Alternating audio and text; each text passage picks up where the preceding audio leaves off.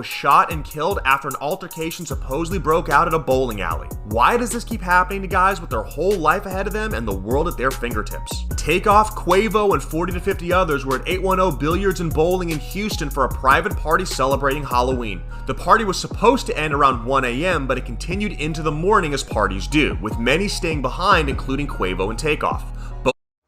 Both guys were supposedly engaged in a dice game outside the venue on the 3rd floor when the shooting took place after someone got offended or upset for a currently undisclosed reason and opened fire. 3 people were shot, with 1 being pronounced dead at the scene. However, police were not planning on sharing the names of those shot until the families were notified.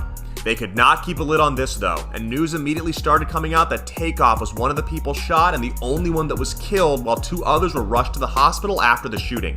He was pronounced dead at the scene after getting shot around his head, and there are heart-wrenching pictures of Quavo huddled around Takeoff trying to move him before calling for help. Quavo was not injured, and right before the shooting, a picture was released showing Takeoff and many others crowded together, which many believe was minutes before the shooting actually occurred. Earlier that night, Takeoff was sharing pictures of himself at the bowling alley having a good time, while Quavo was driving around Houston with Jazz Prince celebrating his birthday. They obviously met back up later and continued partying until this horrible event occurred. We are still waiting for more news to come out about the shooting, like why it really happened, but history has shown that Houston has been consistently unkind to rappers in the past, especially those that are from another state. Multiple rappers have been killed in the Houston and Dallas area for no reason other than that they were well-known rappers or had expensive cars, clothes, and jewelry. This is of course not limited to just Houston, although there have been a number of incidents there. In Los Angeles, rapper PNB Rock was shot and killed for his jewelry in a crowded restaurant in the middle of the day. While it was 2:30 in the morning at this bowling alley, there were still dozens of people around, and I'm sure many saw the person who pulled the trigger and took this young, talented man's life. Takeoff was only 28 years old and was well known for being a big creative force who didn't have time for the drama or beefs that often plague the rap culture.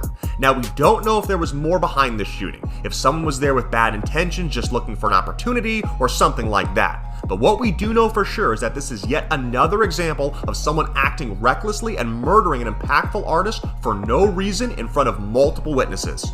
I'm sure justice will be served, but whether it will be in the streets or the courtroom remains to be seen.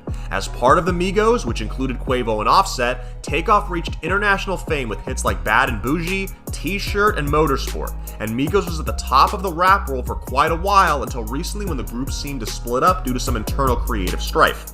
It was sad to see, considering all members are family and experienced massive success together, but they all said they would always be a family outside the music, with Quavo and Takeoff going off on their own as a duo. They just released their first album together, Only Built for Infinity Links, an homage to Raekwon from Wu-Tang Clan and his Only Built for Cuban Links album series, and the album was met with positive reviews. This makes the situation even more depressing if that's possible, as Takeoff had a unique gift that was cut short like so many others. Rest in peace, Takeoff, and our prayers with Quavo, Offset, and the rest of the family. The music will live on, but hopefully these senseless acts of violence will finally come to an end.